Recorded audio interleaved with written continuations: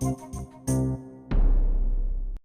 final speaker, Desmond Desart, is a long-time campaigner, a successful campaigner, beginning when, in 1990, a corporation called Wasteman, a large waste management company, opened a landfill in Durban, South Africa, without consultation or input from local communities, to accommodate hazardous waste from nearby plants. Wasteman filed a plan to, when they filled that up, they wanted to expand and increase the size of it and get a new lease until 2021. So Desmond Desart organized and rallied South Durban's diverse and disenfranchised communities to successfully shut down the toxic waste dump that exposed nearby residents to dangerous chemicals and violated their constitutionally protected right to a safe and clean environment. In what is widely regarded as an attempt to threaten him away from continuing his advocacy, Desart's home was firebombed by unknown assailants, destroying much of his personal property and leaving him with burns and his family in deep trauma from fear. Because of the constant threats of violence, Desmond was forced to live apart from his family. Despite the intimidation and his personal sacrifice, Desart has now turned his sights on fighting the expansion of Durban's port, a $10 billion project that stands to displace thousands of people without compensation and exacerbate problems such as waste management, pollution, and traffic. And he was recognized this year as the 2014 Goldman Environmental Prize recipient, the most prestigious environmental award in the world. And so it's my deep honor to welcome Desmond.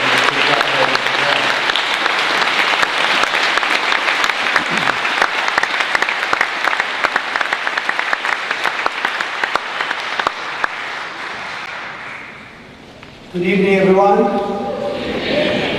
Feels good to be here. I just want to say thank you to Naomi Klein, for those kind words. She's been the voice of the voiceless.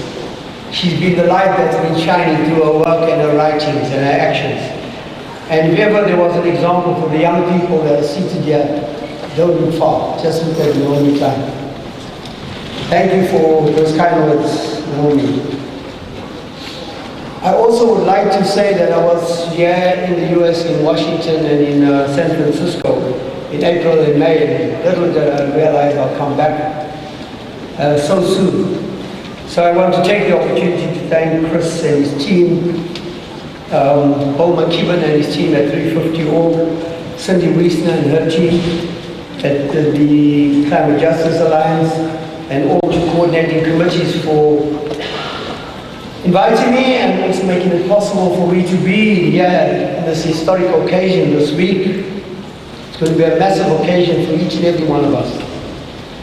I'd like to take the opportunity to recognize that we have the Prof. Ahmed Bauer, the Vice Chancellor of the University of Durban, Durban University of Technology, right at the back there.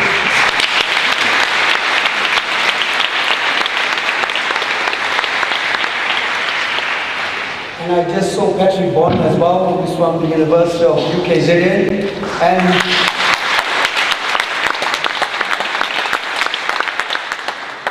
And recognizing all of you that are here. And thank you for coming. And so where are we? So as you heard Naomi Klein say, where does Des live? So my view, my daily view, as I look out of my bedroom window, is of industrial belt across the road where I live. The fence line to my neighbors is the industrial wall. And that's what makes me who I am. Believing in that change must come now. Knowing that my children suffer from chronic asthma. And just to talk about some of the companies, and I'm sure ExxonMobil is very familiar with you, and their corporate lies over the years before they disinvested. I'm sure you experienced that in the US, and we heard it of BP. The same people all over the world, and in Durban as well. And ExxonMobil, during that period, when they sold off their refinery in Durban, the Rockland refinery, they abandoned a chemical company right across the road where I lived. And the children went in there, children as young as 4-year-old and 5-year-old. And guess what they done? ExxonMobil left behind a chemical called Linde. And the children started to eat and develop convulsions. And they did not remove the soil that was contaminated with this Linde. We had to prove the evidence and provide that. And you know that in Michigan and other places in the US, Linde is not allowed to be present in the soil. The oil refineries in Durban, and Durban's got two big oil refineries, amongst the 300 chemical storage facilities, making it the biggest chemical storage facility in the Southern Hemisphere, in Africa. Never once, with all the incidents that we have documented and the deaths and the explosions and fires, have the refinery managers been sent to jail for the deaths of their workers, for the leaking pipelines and their lies about the sulfur dioxide emissions. And I've heard it tonight once again. But when we protested, and in '95, that was the first beginning, just after the democratic elections in South Africa, when Mandela visited the South Durban community, we met him in the streets. Not fighting with Mandela, but merely saying that we needed the refineries to change. Because he was there to open up an expansion plant and we were there to close it down. And we protested, and many of us over the years have been arrested.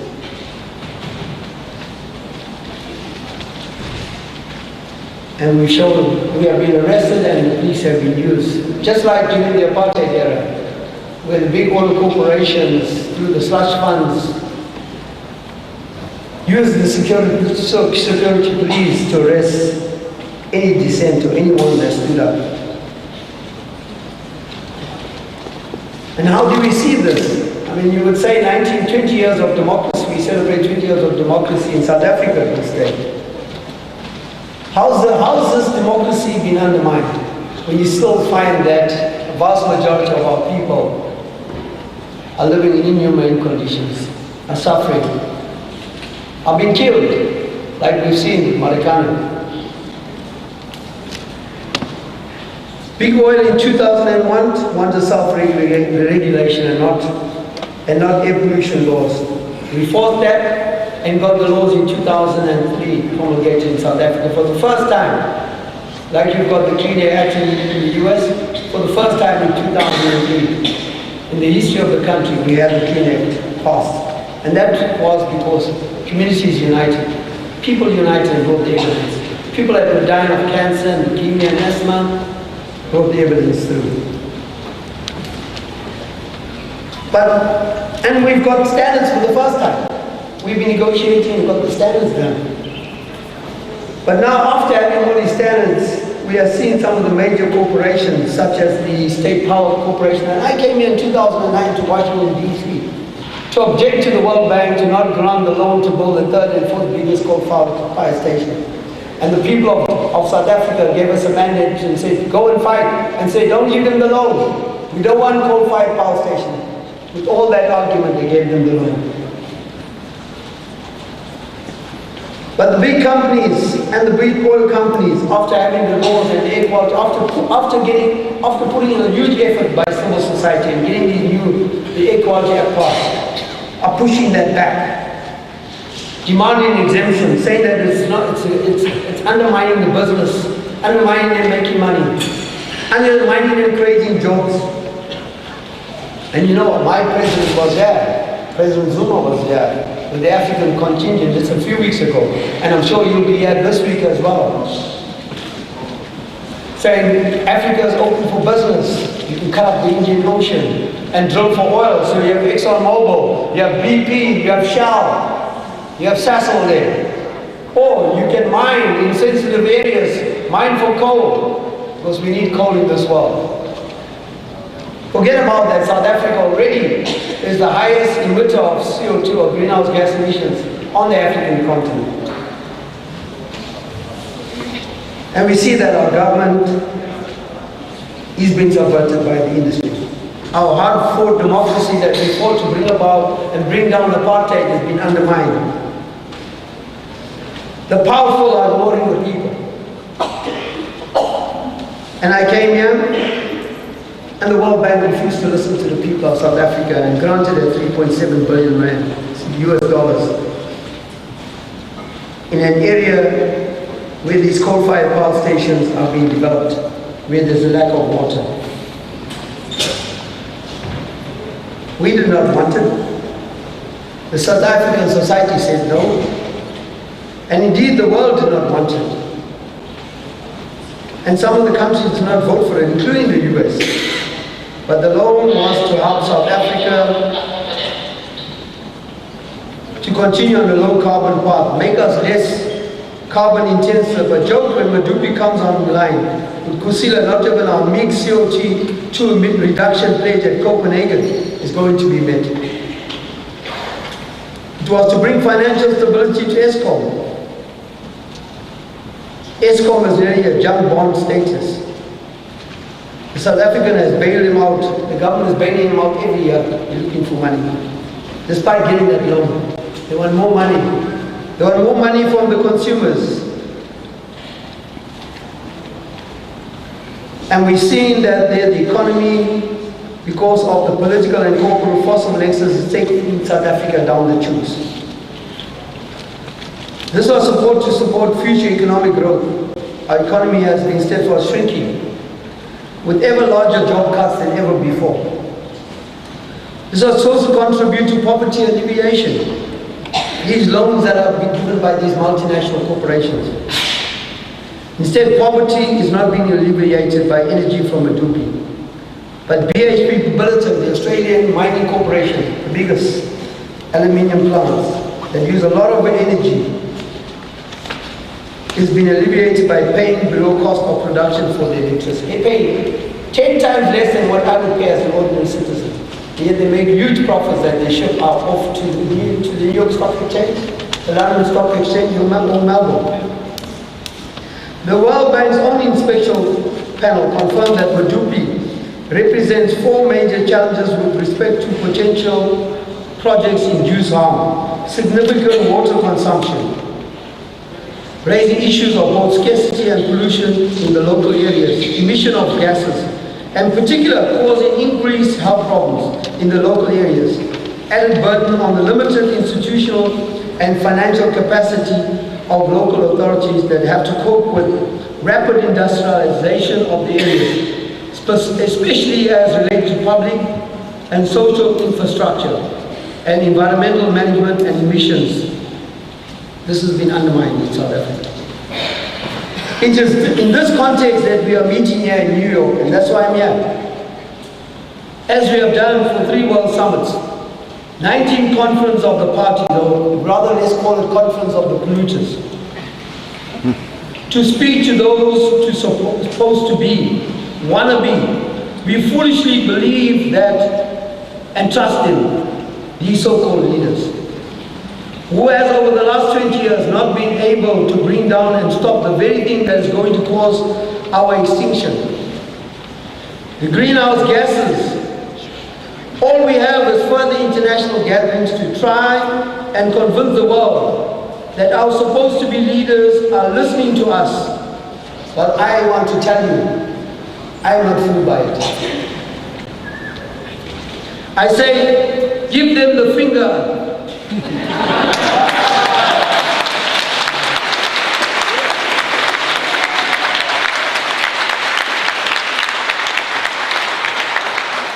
We are dying while they are talking.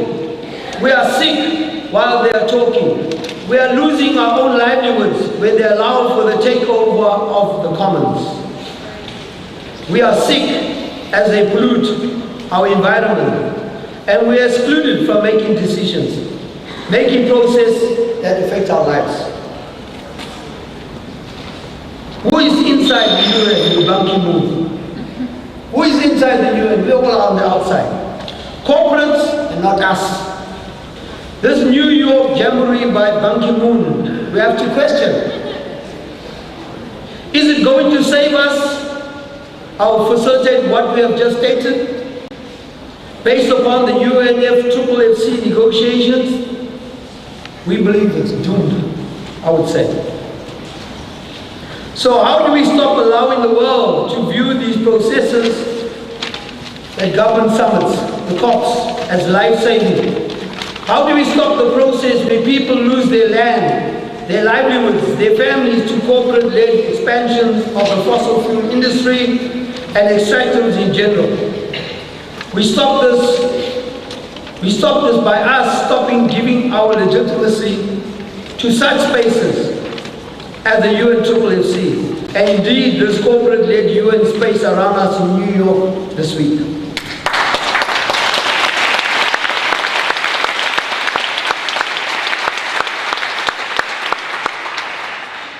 Let not the people say, you were there. I hope when I go back, I never accuse I was there and I sold out. Because I will definitely not do that. Let not the people say you were there. We believed you were speaking with these governments, with our governments on our behalf, and saving our neighborhoods, saving our districts, saving our world. Let us not allow our president, get our politicians to believe that we believe what they are doing is going to save us. For we do not believe it. We were thrown out of Copenhagen in 2009. We walked out of Durban in 2011. And we walked out of Warsaw in 2013. But we are always going back for more punishment. Despite the repeated failure of the UNFCCC. Sadly, Rio put the final nails in our coffin when suddenly all what corporate business, big business was doing, which is taking our livelihoods away from us when they pollute and kill us, not become green and become green in the green economy. They took what was ours, what is the earth, and made it their own. Comrades and friends and compatriots, let this be clear. With the world leaders, we do not believe in them. And we should not believe in them.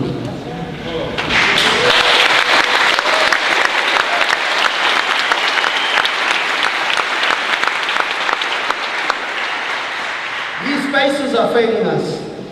We need to move away from places where we have to defend our government's failure to protect us. We need to demand what they do not want to give us. We need to know, and we need to see, and we need to continue playing their game and we must not compromise our own political power and ability to work with people on the grassroots, on the ground. How can we defend Kyoto when we know Kyoto cannot save us? We need to demand meaningful action from these spaces, and in focusing on the UNFCCC, we have a clear example of what we should be calling for and what we are now getting. We need justice and an economy that serves the people and the protection of the world as we know it. Countries are negotiating for their own economic advantage rather than the climate. This is all countries, and we've seen only Bolivia in the past, negotiating.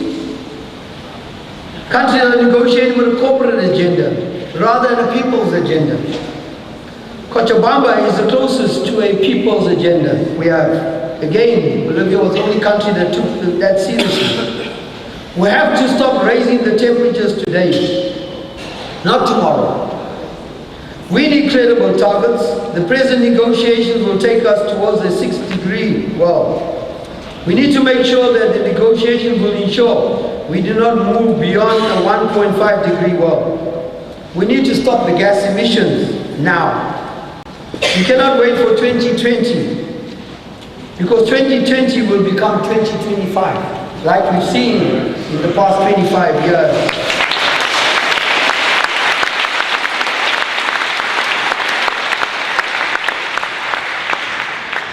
We need to ensure that spaces such as the UNFCCC in New York do not lead to market-led solutions. They will dump on us, and we must be wary of the fact. Presently, we need to get those corporates out of the UN. They have tarnished what could be a sacred space. It's like having the tax collector in this church building. These spaces are dead spaces. In these spaces, all parties defend their interests in capital accumulation and economic growth, being understood as the organizing principle of capital or capitalistic economies. Obviously, lots of people need to consume more to live. It does not follow that this is the outcome of growth. To the contrary, with growth, as they put it, poverty is deepened. In these spaces, all parties, North and South, have a common interest in a dysfunctional climate regime, so they can do what they want to. They do not want good global governance. They only want to agree on something that is dysfunctional. There is no potential for defending or promoting justice in these spaces. Northern countries are more concerned to preserve imperial and market domination. Big southern country elites hide behind the poor, should justify carbon space for economic growth, but have no real interest in economic justice. Southern countries do not want a more equal relation to northern countries, but are content with a sub-imperial role. And we've seen it in the BRICS, how it's failing all of us. BRICS means Brazil, Russia, India, and China. We need to tell the world This week and tomorrow, we need to tell the people we live with, work with, suffer with, that we do not believe in the system as it is now. It is stacked against us. The game is rigged for their advantage. We will not play with them. We will walk away from them and do our own thing, and not to give them the legitimacy that they need for our present. And we will say,